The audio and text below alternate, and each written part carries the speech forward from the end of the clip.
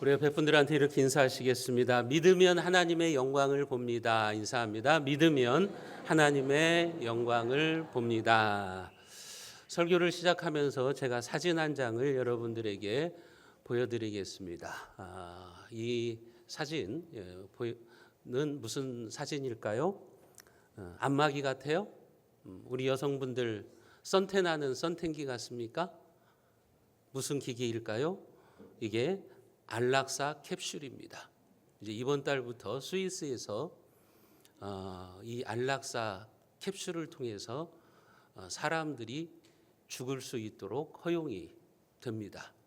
저 기계 속으로 들어가면 1분 안에 사망을 하게 됩니다. 그런데 가격이 얼마 정도 되느냐 하면 우리나라 돈으로 28,000원. 저 기계가 이동식입니다. 그래서 죽고자 하면 신청을 하면 저 기계를 가지고 가서 저 캡슐 안으로 들어가면 1분 안에 이제 죽음의 과정을 거쳐서 이 땅에서의 삶을 마치게 되는 겁니다. 지금 저기에 들어가려고 하는 사람들이 줄을 서 있다 그래요. 얼마나 많은 사람들이 지금 이 땅에서의 삶을 마치고 싶어 하는가를 우리가 알게 됩니다. 지금은 이제 한 명만 들어가는 캡슐인데 이제 얼마 안 있으면 이제 부부가 같이 들어갈 수 있는 캡슐을 만든다 그래요. 그래서 부부가 같이 들어가서 한날 한시에 죽게 되는 그런 기계가 지금 나와 있습니다. 이게 지금은 이제 스위스에서만 허용이 되지만 지금 우리나라도 많은 논의들이 되고 있죠. 안락사 허용의 문제가 논쟁이 되고 있는데 곧 있으면 이제 우리나라에서도 이런 현상들이 나타나지 않을까 하는 그런 생각을 해봅니다. 왜 사람들은 저기에 들어가서 죽고 싶어서 줄을 서 있을까요? 그것은 이 땅에서 사는 것이 너무 힘들기 때문에 그래요. 어떤 사람은 암이라든지 질병으로 살아있는 것 자체가 고통이고, 또 요즘은 장수시대, 100세 시대, 보험도 120세 플랜이 지금 나오고 있는데, 근데 그렇게 오래 사는 것이 축복이냐 하면 그렇지 않아요. 요즘은 장수 저주라고 하는 말이 나오고 있어요. 오래 사는 것 자체가 저주다. 빨리 죽고 싶은데 죽지를 못하는 거예요. 살아있는 것이 너무 고통스럽고 힘든 거예요. 살아있으면서 자식들, 손자, 손녀들 안 되는 것들 보는 게 너무나도 힘든 거예요. 그래서 빨리 죽고 싶다. 오래 살면 우리는 행복할 것 같은데 오래 사는 분들 가운데 상당수는 빨리 죽고 싶다. 좀 쉬고 싶다. 이런 생각을 갖고 있습니다. 그래서 이런 안락사 캡슐 같은 것이 나오고 있습니다. 여러분, 그러나 이 안락사 캡슐이 인간의 죽음의 문제를 해결할 수 있을까요? 인간의 고통의 문제를 이 안락사 캡슐이 해결할 수 있을까요? 그러지는 않을 겁니다. 여러분, 우리의 진정한 죽음의 문제는 저 기계를 통해서 해결할 수 있는 게 아니라 생명의 주이시오 우리의 구원자이신 예수 그리스도를 만날 때 우리는 죽음의 문제를 이기고 죽음의 승리자가 되는 줄로 믿으시기를 바랍니다. 요한복음은 예수님께서 행하신 기적들을 표적이라는 말로 표현하고 있어요. 우리가 오늘 이제 예수님이 행하신 표적 7가지 중에 마지막 표적을 살펴보게 됩니다. 이 표적들, 예수님이 행하신 기적들을 표적이라고 말하고 있는데, 표적이라는 것은 사인이라는 거죠. 무엇인가를 우리에게 알려주고자 하는 사인이라고 하는 거예요. 이 7가지 표적들은 우리가 앞에서 살펴봤던 것처럼 예수님께서 신적인 능력을 가지고 계신 하나님이심을 보여주고 있는 거죠. 예수님은 단순히 능력 있는 인간이 아니라, 예수님은 훌륭한 선지자가 아니라 바로 그분은 하나님이시라는 사실을 보여주는 기적들이라고 하는 거예요. 요한복음에는 이 표적이 7가지가 나오는데 왜 7가지예요? 7은 완전수이거든요. 성경에서. 그러니까 예수님은 완전한 하나님이시다. 그것을 우리에게 알려주기 위해서 요한은 의도적으로 7개의 표적만 뽑아가지고 지금 기록해 놓고 있는 거예요. 이거 외에도 예수님은 수없이 많은 이적과 기적들을 행하셨죠.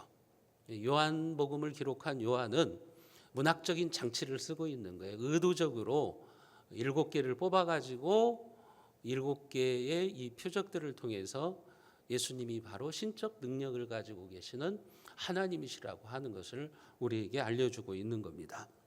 오늘 본문에서도 예수님께서는 자신이 바로 살아계신 하나님이심을 보여주시는 결정적인 표적을 행하시죠. 그게 바로 뭐냐면 죽은 지 사흘이나 되는 나사로를 살리시는 기적입니다. 사실 이 세상에서 죽음보다 더 무섭고 가공할 만한 힘을 가지고 있는 것은 없습니다. 아무리 과학이 발전하고 의술이 발전해도 인간에게 있어서 죽음의 정복은 불가능한 것 같아요. 또 불가능해요.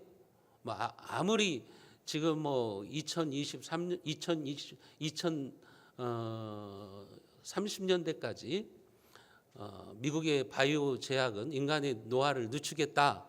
그래서 지금 바이오 산업이 발달하고는 있지만 그렇다고 해서 죽음을 정복할 수는 있을까요? 못하죠. 인간의 마음대로 할 수 없는 것이 바로 죽음이라고 하는 거예요. 그런데 예수님께서는 오늘 본문에 보면 죽은 나사로를 살려내심으로 자신이 바로 인간의 생과 살을 다스리시는 생명의 주인이심을 보여주고 있는 거죠. 예수님이 바로 죽음의 승리자, 죽음의 정복자가 되셨다고 하는 것을 우리에게 알려주시는 거예요. 요한복음 11장 25절과 26절에 보면 예수께서 이르시되 나는 부활이요 생명이니 나를 믿는 자는 죽어도 살겠고 무릇 살아서 나를 믿는 자는 영원히 죽지 아니하리니 이것을 내가 믿느냐. 무릇 살아서 나를 믿는 자는 영원히 죽지 아니하리니 이것을 내가 믿느냐. 여러분, 주님은 지금 여기에서의 부활을 말씀하고 있어요. 무릇 살아서 나를 믿는 자는 영원히 죽지 않는다고 말씀하고 있어요. 마지막 때의 부활은 말할 것도 없이 지금 여기에서 부활 신앙을 가져야 된다는 거예요. 그래야 영원한 생명을 우리가 얻게 된다고 말씀을 하고 있는 겁니다. 영생은 여러분 죽어서 얻는 게 아니에요. 바로 여기에서부터 시작하는 거예요. 지금 여기에서부터 영생이 시작하는 거예요.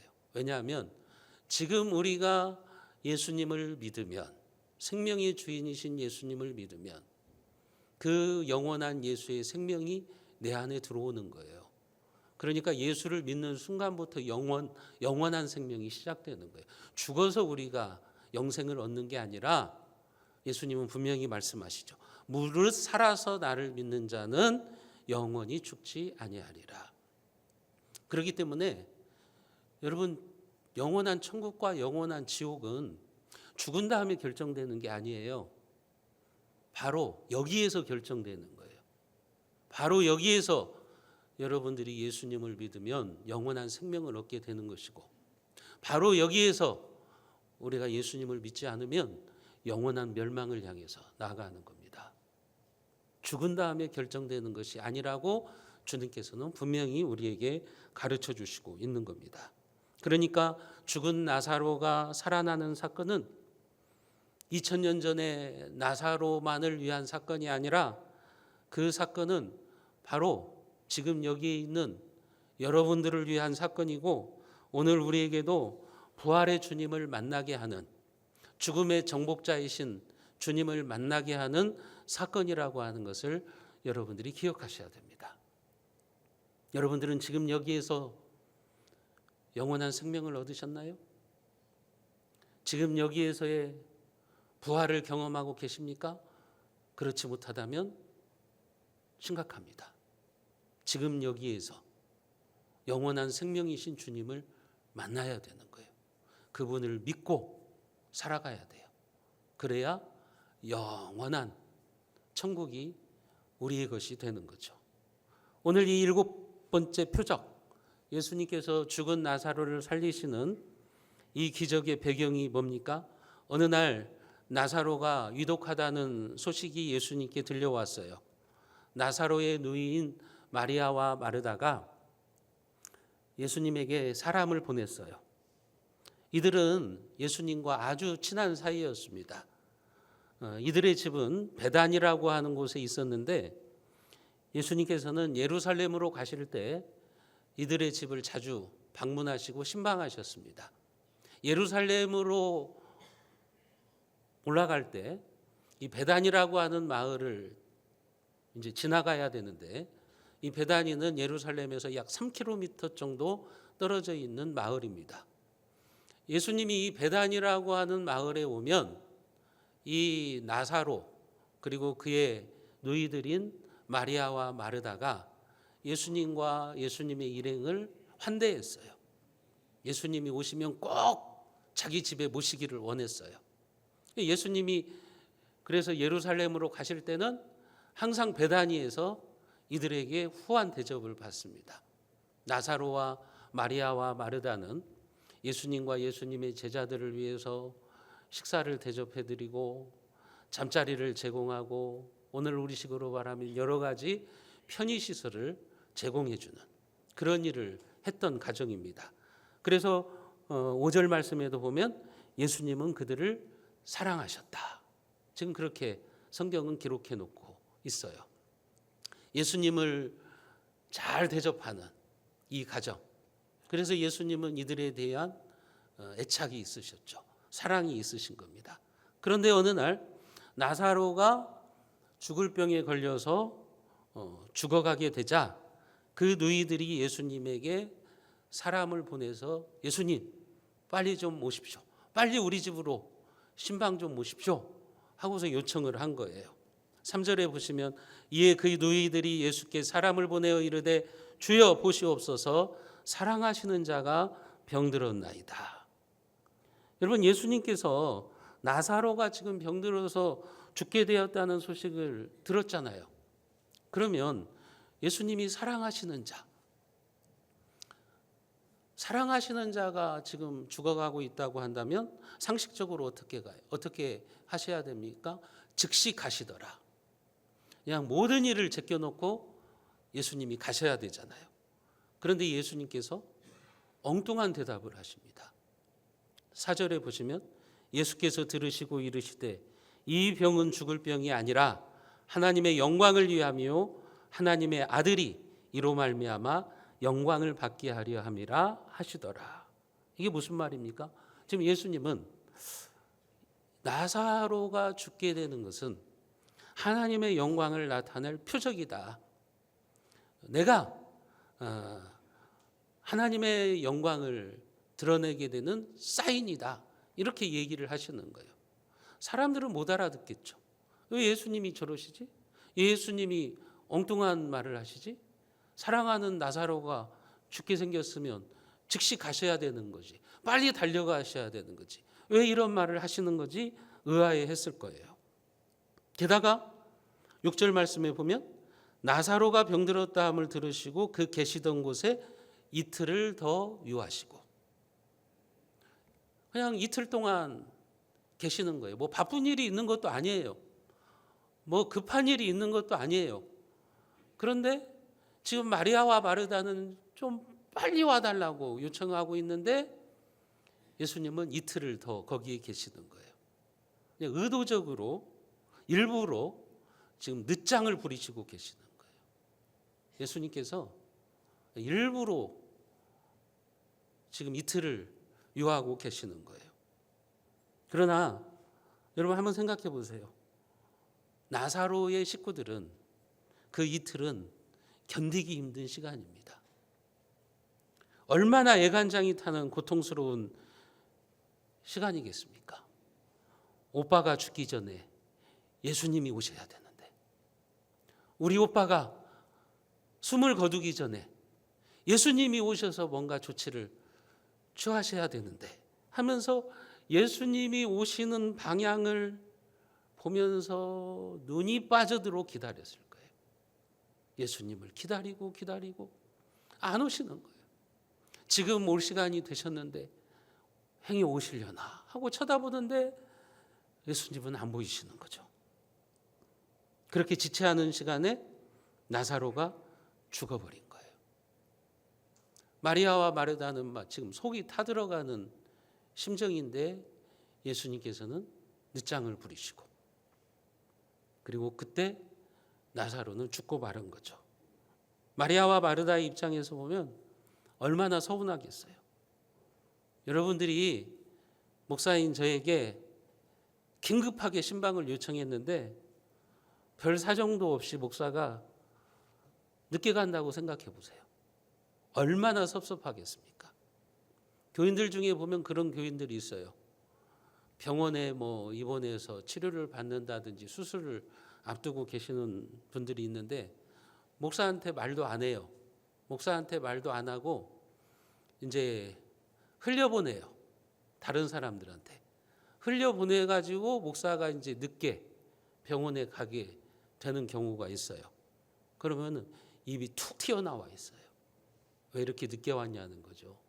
저 옆에 환자는 어디 교회 다니는데 목사님 왔다 갔는데 왜 목사님은 이렇게 늦게 왔냐고 하면서 입이 그냥 툭 튀어나와 있는 거죠. 우리 교인은 아닙니다. 우리 교인들은 그런 분들이 없습니다. 저쪽 교회에서 그런 일들이 있다고 그런 소문이 있어요. 여러분, 지금 그런 거예요. 마리아와 마르다가 그냥 예수님이 빨리 오기를 기다리고 있는데 예수님은 일부러 늦게 가는 바람에 이제 오빠가 죽게 된 거죠. 여러분, 그렇다면 예수님께서 즉시 가시지 않고 이틀을 더 보내신 이유가 뭡니까? 여기에는 분명 무슨 의도가 계시는 거죠. 여러분, 하나님이 일하시는 방식은 우리의 생각과 다를 수가 있어요. 주님의 시간표는 우리의 시간표와 다를 수 있다는 것을 여러분들이 아셔야 돼요. 우리는 주님이 나의 기도에 즉시 응답해야 된다고 생각해요. 그런데 주님은 이틀이 지나고 나사로가 죽고 사흘이 지난 후에 찾아오셔서 응답하시는 거예요. 죽은 나사로를 살리시는 거예요. 그래서 중요한 것이 기다림이에요.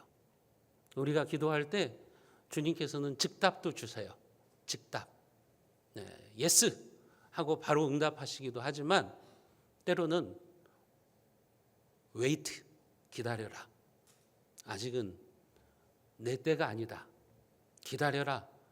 그렇게 하실 때가 있어요. 지금 예수님께서는 마리아와 마르다를 기다리게 하시는 거죠. 주님은 그분만이 알고 있는 어떤 이유로 기도의 응답을 지연하고 계시는 거예요. 그렇기 때문에 여러분들이 하나님의 뜻을 살피면서 기다려야 돼요. 하나님의 침묵 속에서 내가 이렇게 부르짖는데도 하나님은 대답이 없으세요. 하나님은 침묵하고 계세요. 그 침묵 속에서도 들려오는 세미한 하나님의 음성을 들을 줄 아셔야 돼요. 기다리면서 기도해야 되는 거예요. 그게 우리의 자세여야 되는 거예요. 우리는 예수님이 행하시는 능력의 역사가 인간의 죽음 이전의 상황에서만 유효할 줄로 생각하는 거죠. 나사로가 살아있을 때만 주님이 살려낼 수 있다고 생각하는 거예요. 하지만 예수님의 능력과 역사는 인간의 죽음을 넘어서도 얼마든지 나타낼 수가 있다고 하는 겁니다. 예수님에게는 죽음이 끝이 아니라고 하는 거죠. 하나님이 손을 쓰지 못할 정도로 늦은 시간은 없다고 하는 거예요. 예수님께서 나사로가 유독하다는 소식을 듣고 지체하는 사이에 그렇게 나사로는 죽었어요. 사람들은 이제 끝이다. 이제는 끝장났다. 이렇게 생각하는 거예요. 예수님은 늦게 나사로의 초상집에 도착합니다. 예수님이 도착하셨다는 소식을 듣고 마르다가 예수님을 맞이하러 나갑니다. 21절에 보면 그렇게 말하죠. 주께서 여기 계셨더라면 내 오라비가 죽지 아니하였겠나이다. 무슨 말이에요? 섭섭하다는 거죠. 예수님 빨리 오셨어야죠. 우리가 그동안 예수님한테 얼마나 잘했는데 예수님은 이렇게 늦게 오시는 겁니까? 섭섭함을 말하는 거죠. 예수님이 뭐라고 말씀하세요? 23절에 보시면 내 오라비가 다시 살아나리라. 그러자 마르다는 또 뭐라고 대답합니까? 24절에 보면 마지막 날 부활 때에는 다시 살아날 줄을 내가 아나이다. 마르다가 뭐라고 말하는 거예요? 우리도 압니다. 마지막 때에는 부활한다는 사실을 잘 알죠. 그 사실을 모르는 사람이 있겠습니까? 그러니까 마르다의 말은 그거죠. 저도 나사로가 우리 오빠가 마지막 때에 다시 살아나는 것을 믿습니다.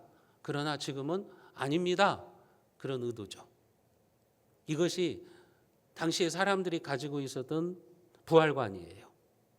부활과 영생을 먼 미래의 것으로 생각하는 거예요. 영생은 죽은 다음에나 주어지는 것으로 생각하는 거예요. 그러나 예수님은 그렇게 말씀하시지 않죠. 무릇 살아서 나를 믿는 자는 영원히 죽지 아니하리라. 지금 여기에서의 부활을 말씀하시는 거예요. 지금 여기에서의 영생을 말씀하고 계시는 거라고요.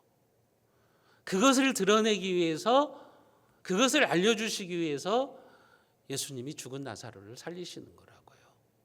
그 표적을 행하시는 겁니다. 여러분, 주님은 마르다를 향해서 이것을 네가 믿느냐라고 도전하시는 거예요. 그러니까 27절에 보면 마르다가 이르되 주여 그러하에다 주는 그리스도시요 세상에 오시는 하나님의 아들이신 줄 내가 믿나이다. 마리아가 이런 고백을 하게 되는 겁니다. 마르다가 이런 고백을 하게 되는 거예요. 어떻게 이런 고백을 하게 되는 겁니까? 주님의 말씀을 들을 때. 주님의 말씀을 들을 때 믿음이 생기는 거예요. 그럴 때 신앙이 분명해지고 든든해지는 거죠. 주님에게는 지금 나사로를 살리는 것이 문제가 아니에요. 예수님이 어떤 분이신가 하는 것을 알려주시는 거죠. 그것이 예수님이 지체하신 이유라고 하는 겁니다. 그렇기 때문에 주님이 늦게 오신다고 해서 우리는 절망할 필요가 없어요. 주님이 더디 응답하신다고 해서 우리가 기도를 포기할 이유는 없는 거라고요. 주님은 우리의 시간이 아니라 주님의 시간에 정확하게 찾아오셔서 주님이 하실 일을 하시는 거예요. 사랑하는 성도 여러분, 살다 보면 여러분들도 죽음과 같은 문제를 만나실 거예요. 이제는 끝났다. 이제는 죽었다. 그렇게 생각될 때가 있을 거예요. 기억하십시오. 사람의 끝은 하나님의 시작입니다. 사람의 절망은 하나님의 소망의 시작입니다. 여러분들에게 다가오는 절망의 시간은 하나님이 다시 여러분들을 일으키시고 살리시는 능력의 시간임을 여러분들이 믿으시기를 바랍니다. 예수님께서 그렇게 나사로의 집에 도착해서 마르다와 마리아를 데리고 나사로의 무덤으로 찾아갑니다. 그 모습을 보고 이제 많은 사람들도, 초상집에 있었던 많은 사람들도 따라옵니다. 그 당시에 장례 풍습은 돈이 있는 사람들은 굴 속에다 시체를 넣는 거예요. 돈이 없는 사람들은 그렇게 하지 못해요. 그러니까 나사로의 무덤이 지금 그 바위 가운데 있다고 하는 것은 이 집안은 부자였다는 거예요. 그러니까 예수님이 찾아오셨을 때 예수님과 일행을 먹이고 재우고 편의를 제공하고 그렇겠죠. 그런데 그 무덤에 나사로의 시체는 들어가 있고 그 무덤을 돌로 막아 놓는 거예요. 예수님과 나사로 사이에는 무덤의 돌이 가로막혀 있는 거죠. 그 돌은 무슨 돌이에요? 생명과 죽음 사이를 나누는 돌입니다. 그 돌 이쪽에는 생명이 있는 것이고 그 돌 저쪽에는 죽음이 있는 거예요. 죽은 나사로가 있는 거예요. 그러나 예수님께서 뭐라고 말씀하시죠? 그 돌을 치워라. 38절과 39절을 우리가 같이 한번 읽어봅니다. 이에 예수께서 다시 속으로 비통히 여기시며 무덤에 가시니 무덤이 구리라 돌로 막았거늘 예수께서 이르시되 돌을 옮겨 놓으라 하시니 그 죽은 자의 누이 마르다가 이르되 주여 죽은 지가 나흘이 되었음에 벌써 냄새가 나나이다. 예수님께서 나사로의 무덤을 찾아가서 조문이나 하고 돌아갈 줄 알았어요, 사람들은. 근데 예수님께서 뭐라고 말씀하시냐? 무덤의 돌을 치워라. 그러니까 사람들이 의아해하는 거죠. 마르다도 다시 불신앙의 말을 합니다. 죽은 지가 나흘이 되어 벌써 시체 썩는 냄새가 납니다. 그러니까 무슨 말이에요? 이미 끝장입니다. 부질없는 짓 하지 마세요. 지금 그런 말이잖아요. 죽은 지 나흘이나 돼서 지금 시체가 썩어가고 있는데 예수님 부질없는 짓 하지 마십시오. 그런 뜻이죠. 그러나 주님은 뭐라고 말씀하십니까? 40절에 보면 예수께서 이르시되 내 말이 네가 믿으면 하나님의 영광을 보리라 하지 아니하였느냐. 주님은 뭐라고 말해요? 죽음이 끝이 아니라고 말씀하시죠. 죽음으로 끝장난 게 아니라고 지금 말씀하고 있는 거예요. 네가 믿으면 하나님의 영광을 보리라. 여러분, 하나님의 영광은 믿는 자에게 나타나는 겁니다. 사람들은 보여주면 믿겠다고 말해요. 그러니까 하나님의 영광을 보지 못해요. 하지만 예수님은 믿으면 보리라고 말씀하고 계시는 거예요. 사람들은 보여주면 믿겠다는 거예요. 하나님, 제가 하나님이 복을 주시면 잘 믿을게요. 하나님이 제 기도에 응답해 주시면 제가 이렇게 할까요? 그게 뭐냐면 보여주면 믿겠다는 거예요. 그러면 하나님의 영광은 나타나지 않습니다, 여러분. 하나님의 기적은 나타나지 않아요. 보여주면 믿겠다고 하는 것은 그건 불신자들도 다 하는 거라고요. 근데 우리가 하나님 앞에서 그렇게 믿잖아요. 하나님 내 기도 들어주시면 내가 이렇게 할게요. 사업 잘 되게 하시면 내가 이렇게 헌신할게요. 그게 바로 뭐냐면 보여주면 믿겠다는 거예요. 그러나 주님은 뭐라고 말씀하시는 거예요? 믿으면 보리라. 네가 믿으면 하나님의 영광을 보리라고 지금 말씀하고 있는 겁니다. 믿으면 우리는 부활의 인생을 경험하게 되는 것이고 믿으면 하나님의 영광이 나타나는 기적을 보게 되는 거예요. 여러분들은 어때요? 여러분들은 어떻게 지금 신앙생활을 하시고 계십니까?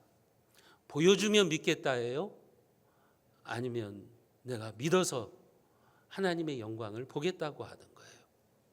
여러분들의 신앙생활의 태도를 한번 점검해 보시기를 바랍니다. 오늘 우리도 똑같아요. 보여주면 믿겠다는 거예요. 보여주면 믿겠다고 하니까 하나님의 영광을 못 보는 거예요. 하나님의 일하심을 우리가 바라보지 못하는 거예요. 그러나 믿으면 하나님의 영광을 보게 되는 것이죠. 여러분들이 믿으십시오. 눈에 보이지 않아도 믿으십시오. 그래서 부활의 영광을 경험하시고 하나님께서 여러분들의 삶에 기적의 역사를 나타내는 것을 체험하시기를 주님의 이름으로 축복합니다. 예수님께서는 그렇게 나사로가 갇혀있는 무덤의 돌을 옮겨 놓으신 다음에 41절에 보면 아버지여 내 말을 들으신 것을 감사하나이다. 예수님이 드린 기도의 첫 마디는 감사였어요. 아직 나사로는 시체의 그 상태로 있어요. 아직 나사로는 무덤 속에 있어요. 그런데 예수님은 믿는 거죠. 나사로가 살아날 것을 믿는 거죠. 그러면서 하나님 앞에 감사 기도를 드리고 있는 거예요. 아버지여 내 기도를 들어주신 것을 감사합니다. 내 말을 들으신 것을 감사합니다. 감사를 드린다는 것은 하나님의 섭리와 능력을 믿는다는 거죠. 하나님의 일하심을 믿겠다고 하는 거예요. 그렇기 때문에 아무리 절망적인 환경이랄지라도 감사할 수 있는 사람이라면 그는 이미 다시 일어나는 역전승을 누리게 될 승리자가 되는 것입니다. 죽음의 상황에서도 감사할 수 있는 사람, 이런 사람들은 하나님의 영광을 보게 될 거예요. 근데 사람들은 무엇을 하는 거죠? 불평을 하는 거죠. 그러니까 여러분들이 예배를 드려도 하나님의 영광이 나타나지 않아요. 교회 와서도 불평하고 원망하고 감사할 줄을 모르니 여러분들의 삶은 힘들어지는 거예요. 여러분들의 가정 속에 하나님의 영광이 나타나지를 않는 거예요. 여러분들의 삶 속에 하나님의 영광이 보여지지를 않는 거라고 하는 겁니다. 여러분, 그러나 어떤 상황 속에서도 우리가 주님의 말씀을 믿고 순종하고 감사한다면 하나님의 영광을 보게 되는 놀라운 기적을 체험하게 되는 겁니다. 우리가 43절과 44절 말씀을 같이 한번 읽어보겠습니다. 이 말씀을 하시고 큰 소리로 나사로야 나오라 부르시니 죽은 자가 수족을 배로 동인 채로 나오는데 그 얼굴은 수건에 쌓였더라. 예수께서 이르시되 풀어 놓아 다니게 하라 하시니라. 예수님은 말씀하십니다. 나사로야 나오라 말씀하시는 거예요. 너는 지금 무덤에 있을 자가 아니다. 무덤에서 나와라. 예수님이 명령하시니까 죽었던 나사로가 살아나서 부활의 영광을 체험하게 되는 겁니다. 죽음의 권세에 묶여있던 나사로를 주님께서 자유케 하신 거죠. 끝이라고 생각했는데 새로운 생명의 역사가 지금 시작되고 있는 겁니다. 사랑하는 성도 여러분, 예수님은 자신이 부활이요 생명이라는 사실을 가르쳐 주시기 위해서 죽은 나사로를 살리시는 표적을 행하신 것입니다. 예수님은 부활이며 생명이십니다. 오늘도 여러분들의 삶에 하나님의 영광이 나타나시기를 원하십니까? 그러면 주님의 말씀을 믿고 절망이라고 하는 돌문을 치우시기를 바랍니다. 좌절이라고 하는 무덤의 돌문을 여러분들이 깨트리시기를 바랍니다. 여러분들이 하나님의 영광을 보게 되기를 바랍니다. 죽음에서 나사로가 풀려났듯이 여러분들의 막혔던 문제가 풀어지기를 바랍니다. 죽음의 문제가 해결되고 부활의 승리를 맛보는 하나님의 영광이 나타나는 삶을 살아가시기를 주님의 이름으로 축원합니다.